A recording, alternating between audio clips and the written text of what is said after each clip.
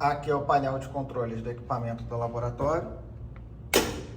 A gente vai ligar o equipamento. Ele tem alguns seletores. A chave seletora de corrente elétrica do filamento que eu desenhei do quadro, no nosso segmento da aula 3, é aqui, ó. Vai selecionar o MA, foco fino ou foco grosso. Aqui você tem um seletor para o tempo, e aí quando você consegue unir tempo e MA, você multiplica os dois, você tem um MAS, que eletricamente falando é a carga do feixe, igual a gente viu na aula de eletromagnetismo.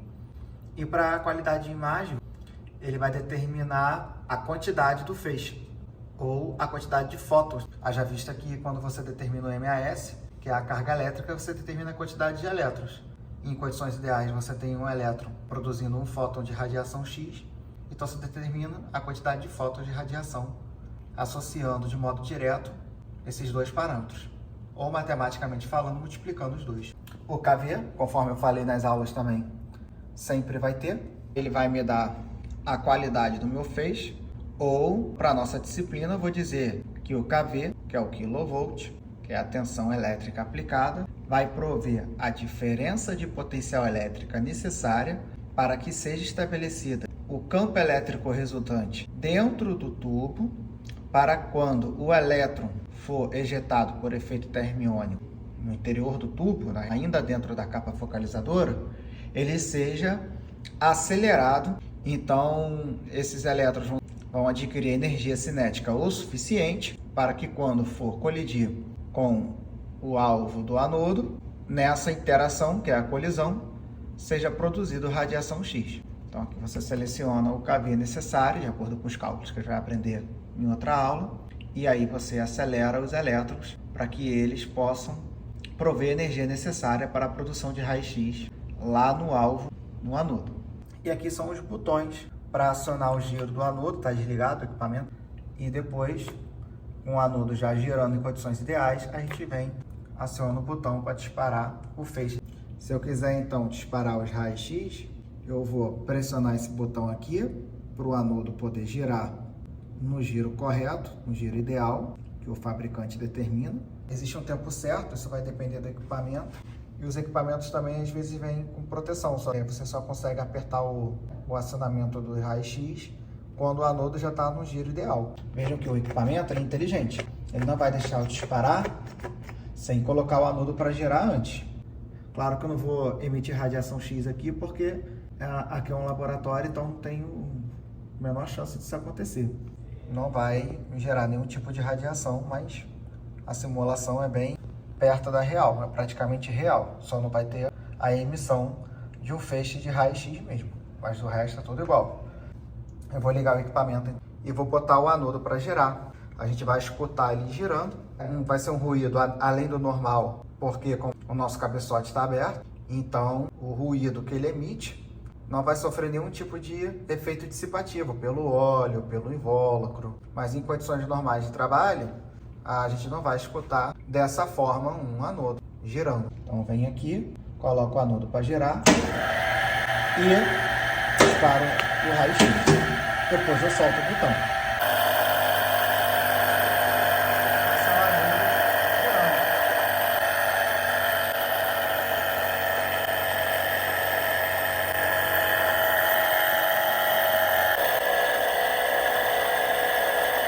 Um anodo giratório, um motor que faz o anodo girar. Aqui a gente tem cátodo, filamento está lá dentro e capa focalizadora. Vou aproximar para vocês verem.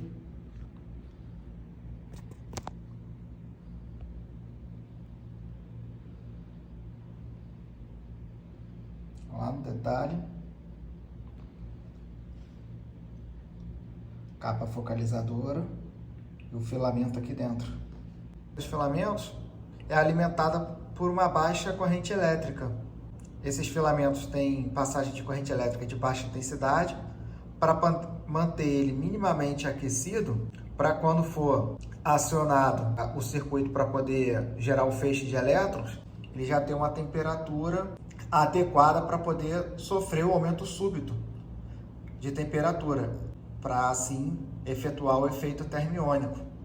Uma das características da corrente elétrica, um dos efeitos da corrente elétrica quando percorre um material condutor é justamente o aumento da temperatura. Então, deixando o equipamento ligado dessa forma, o cátodo, através de seus filamentos, vai se manter minimamente aquecido, né? Para que esses filamentos, quando for submetido a alta passagem de corrente elétrica, não sofra tanto as variações de temperatura. Ele não pode danificar porque a ampola é um sistema hermeticamente fechado. Uma vez ele danificado, não dá mais para consertar. E aí teria que trocar todo o tubo. O anodo, que é giratório, pista focal com a sua rugosidade. E novamente. Aqui é a fiação do circuito elétrico que alimenta a ampola, que veio do gerador de alta tensão, que é o lado do anodo. Tem umas observações, mas no ponto de vista elétrico.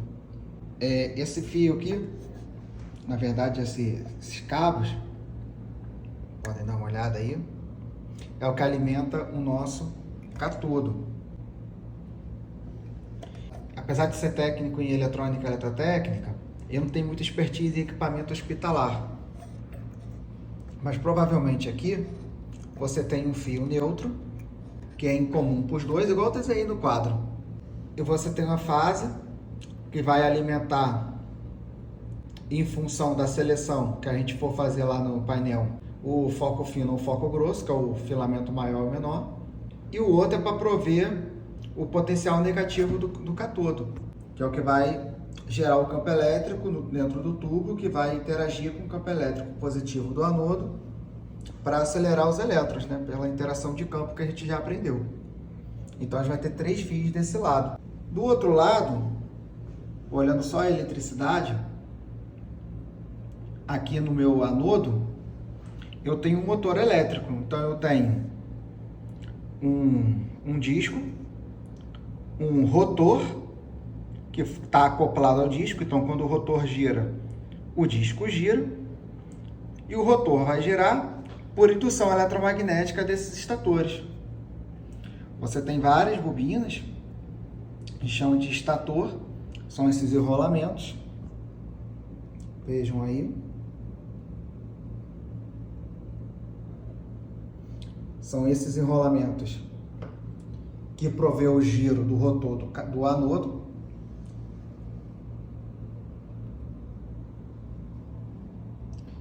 E eles também estão sendo alimentados por esse cabo.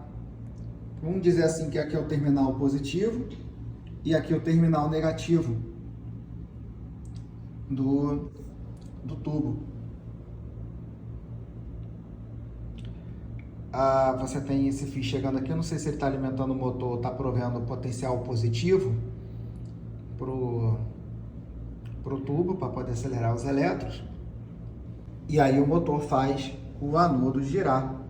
E aí a parte elétrica do tubo.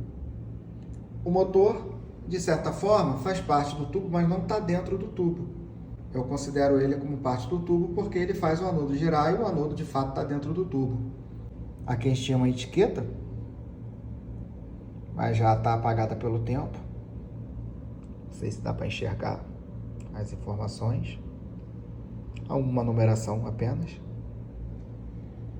E está aí. Agora do ponto de vista mais elétrico. Voltando então mais uma vez. Esse aqui é o cabeçote, estaria fechado e a ampola aqui dentro imersa em óleo, só que não tem óleo, né? E ele foi para fins didáticos, digamos assim, semi-aberto, né? Abriu a metade aqui para expor o tubo e a gente ter uma ideia de como ele é.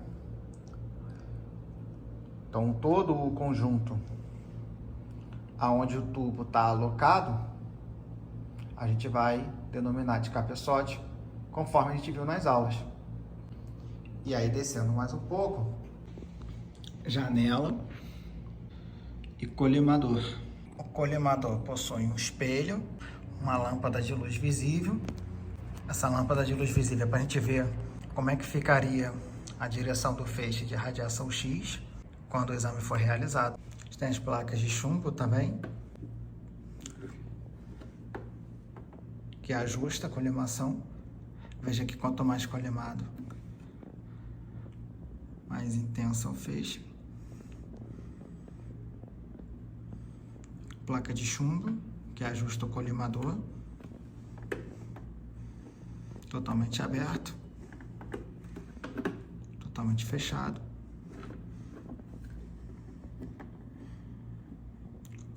Ó, o espelho. O espelho é 45 graus para refletir a lâmpada.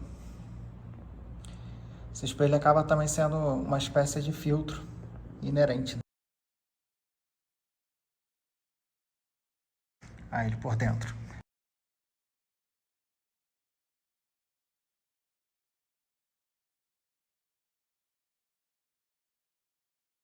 Só não vai dar para filmar a lâmpada.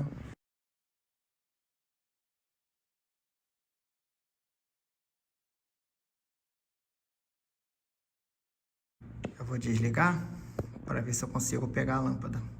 Não consigo.